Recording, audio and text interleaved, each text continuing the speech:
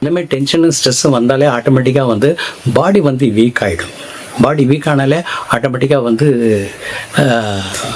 இந்த வெள்ளைப்பாடு வந்துடும், லிக்கோடியா வந்துடும். எனவே ஹோமியோபதி மதம் பயன்படுத்துங்க தாய்மார்கள். நீ உங்களுக்கு வந்து ஹோமியோபதியில் வந்து தொடர்ந்து நான் வரும்போது வந்து இந்த மென்சஸ் ப்ராப்ளம்,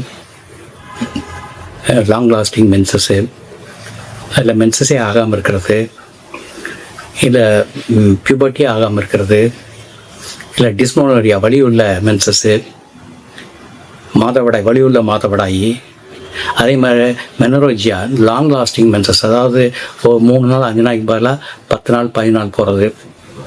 இப்போ கூட என்கிட்ட ஒரு கேஸ் வந்தது பார்த்திங்கன்னா, ஒரு 9 மாதமாக டே அண்ட் நைட் அந்த மென்சஸ் போயிட்டுருக்கு. Then proposed for total hysterectomy with oophorectomy, டோட்டலாக யூட்ரஸ் எடுத்துடலான்னு சொல்லிட்டு டேட்டெல்லாம் ஃபிக்ஸ் பண்ணிட்டாங்க. தென் ஒரு நண்பர் மூலிமா வந்து அவங்க வந்து மருந்து சாப்பிட்டாங்க.